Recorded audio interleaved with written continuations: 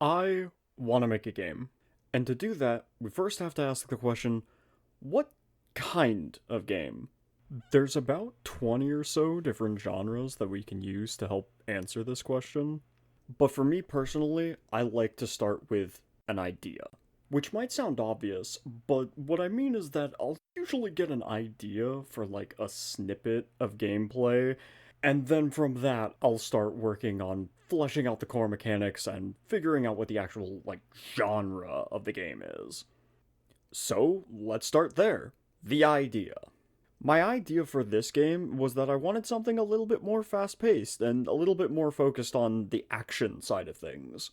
And for that core mechanic, I want the player's weapons to empower each other as they're used.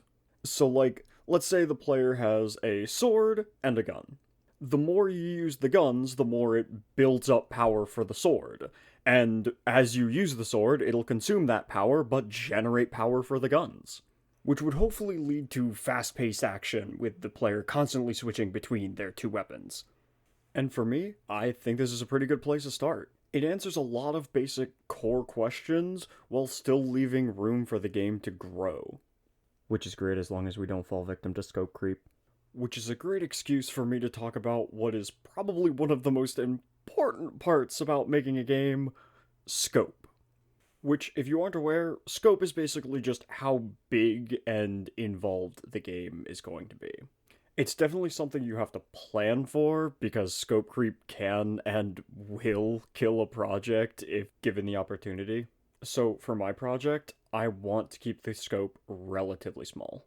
Not like one or two or even just four levels kind of small, but more in the sense of I just want to get the core mechanics and the core things that the game will use and just focus on those rather than adding a bunch of extra things onto it. That's not to say that I can't add things if I find out that something would be really good for the game. More just that I want to limit how much I add and make sure that it's tied in some way to the base mechanics. Which, let me talk about base mechanics for a second. I like to kind of take all of the things that I want the player to be able to do and assign them buttons on a controller as I go. In this case, it not only helps me keep the player's actions simple as far as button press wise, but it also helps me make sure that the controls aren't something that people are going to be like fumbling over because the buttons are in bad places. But I digress. Core mechanics. So obviously the player is going to be able to move, they're going to have an attack. I want them to be able to jump, and honestly I want them to be able to double jump as well. As far as other movement tech goes, I would really like them to have a dash that's sort of like a dodge roll. And the more I was thinking about it, the more I actually don't want them to have a sprint.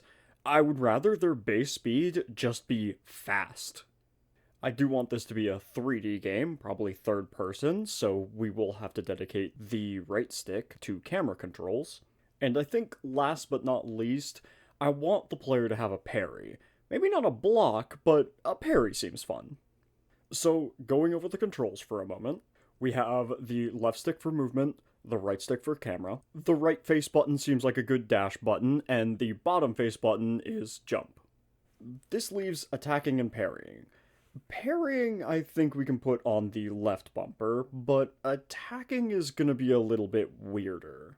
Remember when I said we had two weapons? A melee weapon and a ranged weapon? That's definitely going to change some things.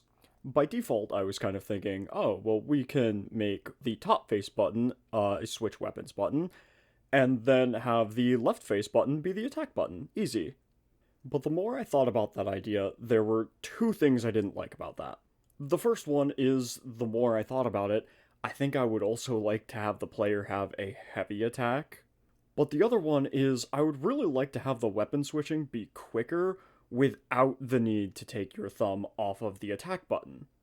This prompted me to do a little bit of research and look into how another game that I like does this. In Devil May Cry 1, they actually use right bumper to aim, and the left face button is attack. It's sword if you're not aiming, and it's gun if you are.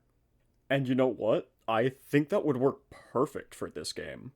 Right bumper is a very unintrusive button to click and hold, and it also leaves the floor open for left face button and top face button to be the normal and heavy attacks for both weapons. The only other worry I would have is trying to control the camera while you're attacking, but I actually have that covered by one other thing that I haven't talked about yet. For the ranged attack, I want aiming to lock onto the enemy, and for the melee attacks, I want them to snap you to an enemy. So, like, you hold the movement stick in a direction, and whichever enemy is closest to that direction when you press the attack button, you will dash up to them and then do your attack. Something like that will definitely need a little bit of fine-tuning because it's very easy to make a mechanic like that more annoying than helpful, but we'll get to that. That's something that'll have to be solved with like a little bit of game design and probably a good bit of coding, which are both things that I'll be getting started with in the next video. Which means for now I can safely turn this video over to my cat, and whatever she might have to say.